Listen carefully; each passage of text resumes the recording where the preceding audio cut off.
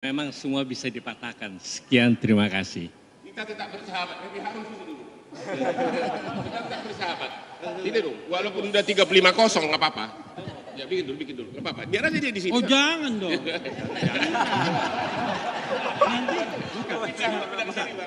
Nanti. Nanti baru kau sambutan itu. Jadi terima kasih rekan-rekan wartawan. Jadi semua sudah disampaikan oleh Prof. Yusril, Prof. Otto, Bang Hotman. Hotman kata Refli, Hotman. Si Bambang berubah nama, ibu gua ngasih gua Hotman. Jadi semuanya akan kita tindak lanjuti semua dalam pemeriksaan saksi berikutnya.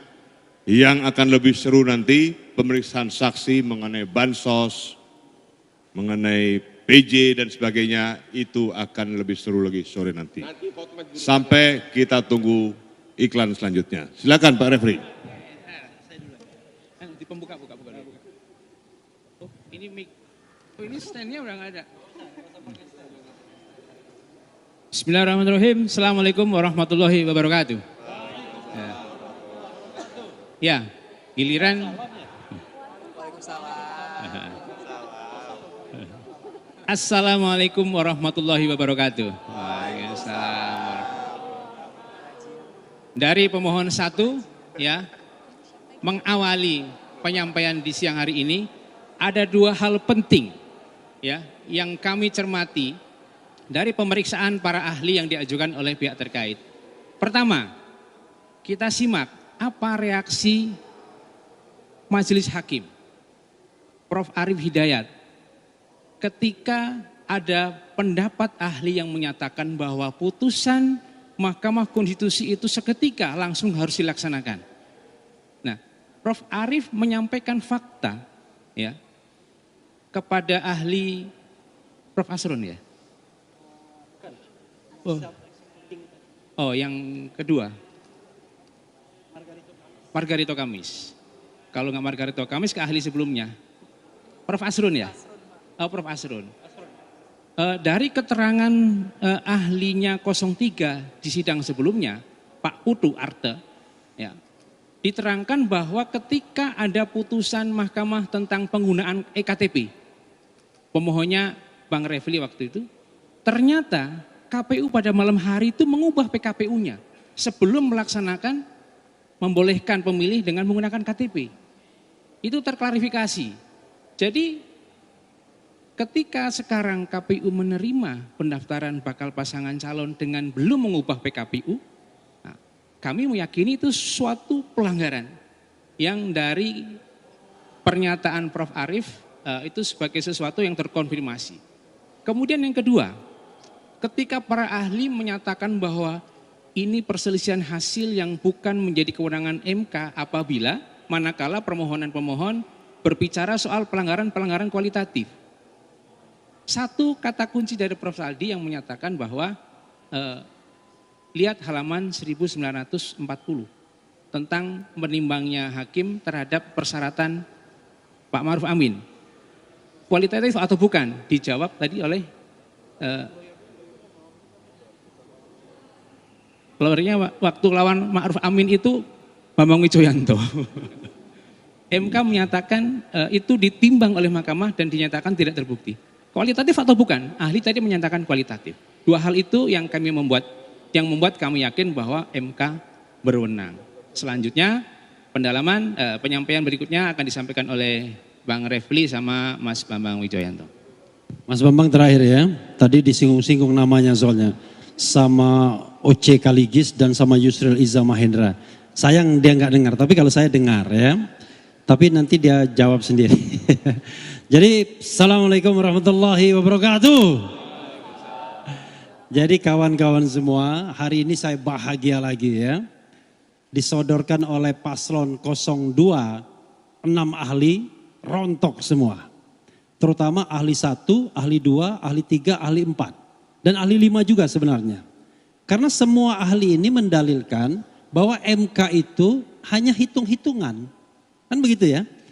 Ahli Asrun begitu bilangnya. Kemudian ahli Khair Ramadan juga bilang begitu.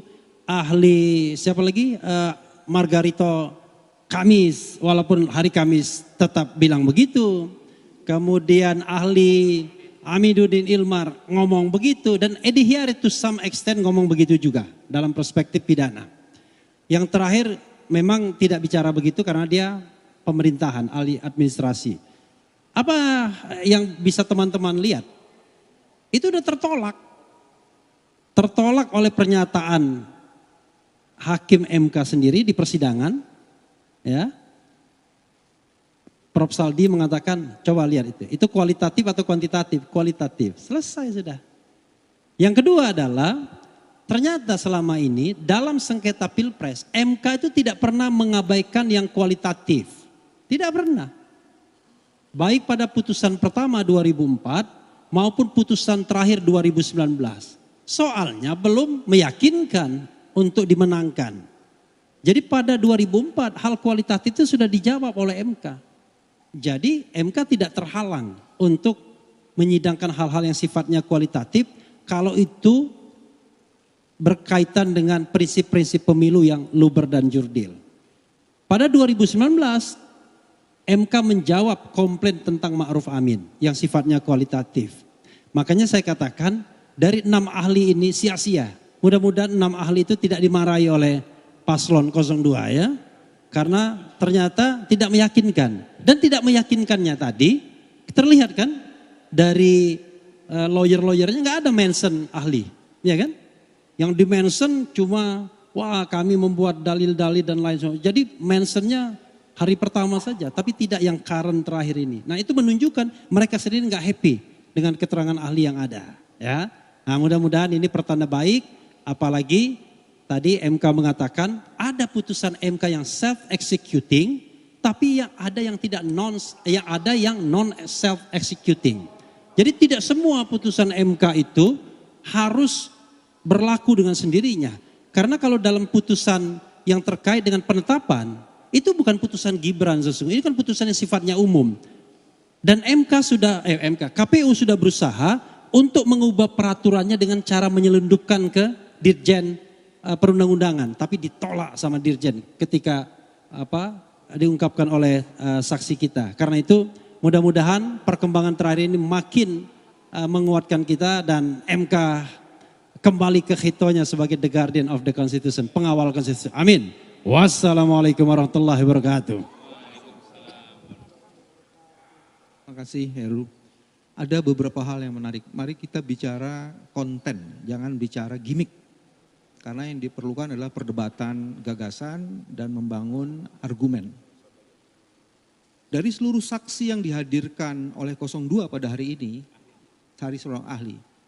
Ahli yang dihadirkan 02 atau pihak terkait pada hari ini, tidak ada satupun ahli yang mengcounter ahli kami yang berkaitan dengan bantuan sosial. Karena ahli yang ditampilkannya sama sekali tidak ada. Enggak ada. Ahli kami 3 orang itu mengkonfirmasi bahwa bantuan sosial itu mempunyai dampak besar terhadap elektoral.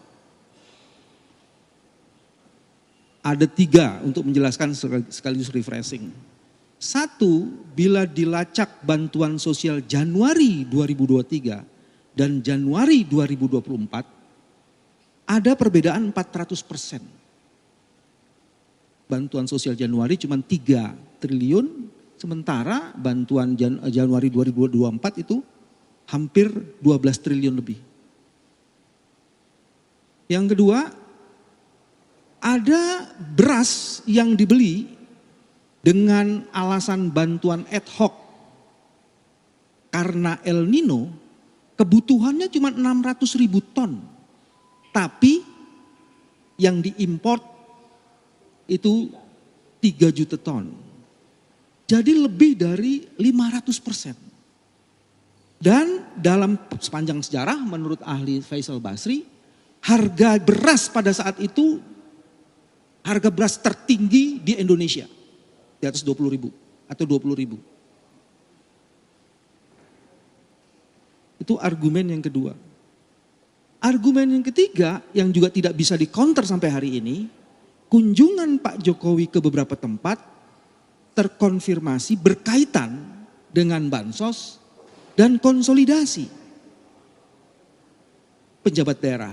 Nah, mari saya memberi konteks karena tadi ada yang diplesetkan atau disesatkan soal kunjungan, soal penjabat daerah. Ini bagian yang kedua. Di Aceh benar banyak penjabat, tapi metode Pak Gubernur di sana atau penjabat kepala di sana itu dia mengintegrasikan muspida setempat. Jadi tidak satu-satu tuh. Ini yang saya dengar ya, berdasarkan beberapa informasi kok agak aneh di Aceh itu. Dan ternyata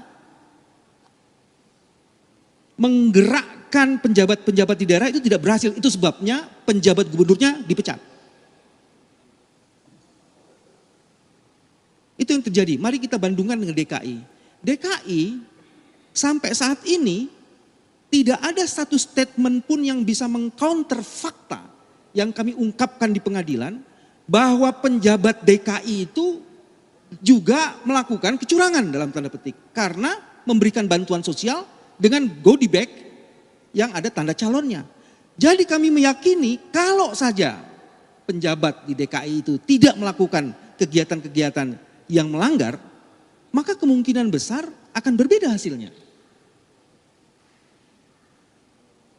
Itu contohnya.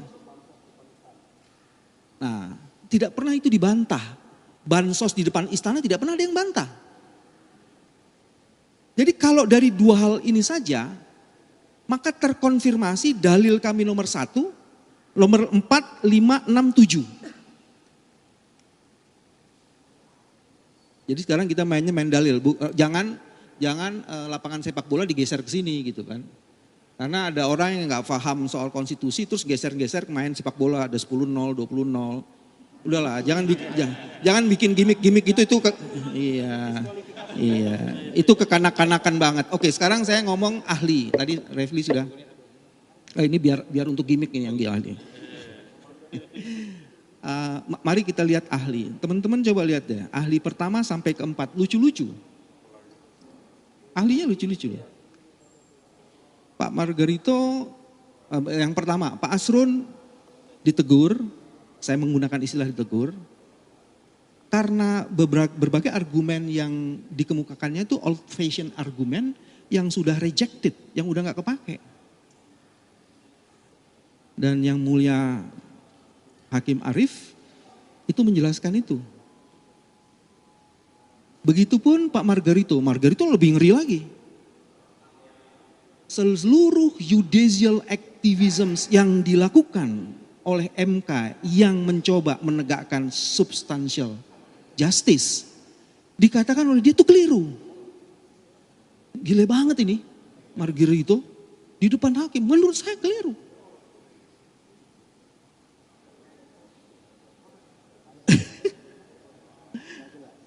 Khair Ramadan itu juga seperti itu. Dia banyak mengutip macam-macam, terus kemudian di-challenge oleh yang mulia Hakim Asrul Sani, berantakan juga. Jadi kalau saya lihat tadi gestur hakim, jarang sekali hakim bertanya dan mereka mempertanyakan seluruh argumen dari 4 ahli awal itu dan semuanya tuh kemudian udah baca belum sih putusan Mahkamah Konstitusi. Jadi terima kasih 02, Anda telah memberikan saksi-saksi yang menguntungkan kami, dahsyat luar biasa. Terima kasih luar biasa. Nah, yang menarik adalah saksi yang terakhir serta ahli, maaf. Memang pantasnya saksi bukan ahli sih. Ahli yang terakhir ya. Yang terakhir itu berarti sebelum break. Beliau tidak bisa membantah sebenarnya politik kekuasaan patron klien yang bekerja dalam sistem politik kita. Yang dijawab itu hanya persoalan hukumnya. Kalau kekuasaan seperti sekarang ini, yang sebagian orang menyebutnya kerajaan, maka titah itu menjadi hukum. Dan itu tidak berhasil dijelaskan. Dan ketika ditelisik dengan putusan-putusan nomor 67, nomor 50, nomor 15 tentang MK, dan kita membandingkan bahwa peraturan pelaksana itu harus menginduk pada tata cara pembuatan undang-undang, Dia juga tidak bisa jawab, dia bilang itu bukan kompetensi kami. Yes, pengisian penjabat juga bermasalah. Jadi menurut kami hari ini alhamdulillah 4 ahli yang diajukan menarik bagi kami. Saya nggak mau sebutnya terlalu lucu, cuman ya sudah kayak begitu. Tapi kami terhibur benar karena banyak pernyataan-pernyataan yang sebenarnya menguntungkan dan mengkonfirmasi dalil. Dan ini dikonfirmasi lagi, tadi siaran press awal atau press conference awal menyentuh ahli nggak? Nggak ada kan? Nggak ada. Karena saya lihat gestur mukanya sendiri bersungut-sungut itu. Sementara coba lihat teman-teman nih, gesturnya para hakim itu juga ngelihat, saling berbisik-bisik ngelihat, terus ketawa-ketawa, ada yang geleng-geleng kepala. Kalau saya geleng-gelengnya dari tadi tuh, ini gila nih. Keren banget nih, keren. Keren bagi kepentingan kita. Saya mau berhenti sampai situ. Terus yang lainnya adalah, saya nggak tahu, saya mengambil sikap untuk menegakkan integritas, sehingga saya menyerahkan pada teman-teman terhadap kesaksian sahabat saya sebenarnya, Profesor Edi. Saya tidak mau berdebat terlalu dalam, tapi saya tahu justru bukan Edi yang marah-marah, penjaganya Edi yang marah-marah. Ada OC Kaligis lah, ada Yusril lah, ada macam-macam. Saya bilang, ya itulah agak kekanak-kanakan, tapi ya sudah. Orang tua yang kekanak-kanakan banyak. Boleh tua tapi belum dewasa, ya kayak gitu contohnya. Saya mau berhenti sampai situ. Terima kasih. Assalamualaikum warahmatullahi wabarakatuh. Waalaikumsalam. Jadi standing kami tadi nggak bertanya kepada Prof. Edi karena toleransi dengan Pak Bambang yang keberatan. Dan yang penting karena ternyata kehadirannya belum ada izin. Jadi secara formal masih belum sah. Nanti kalau ketika kami menanyakan hal yang belum sah standingnya di soal mengakui gitu ya. Kalau ada pertanyaan silakan, kalau cukup ya. Baik ya, terima kasih. Assalamualaikum warahmatullahi wabarakatuh.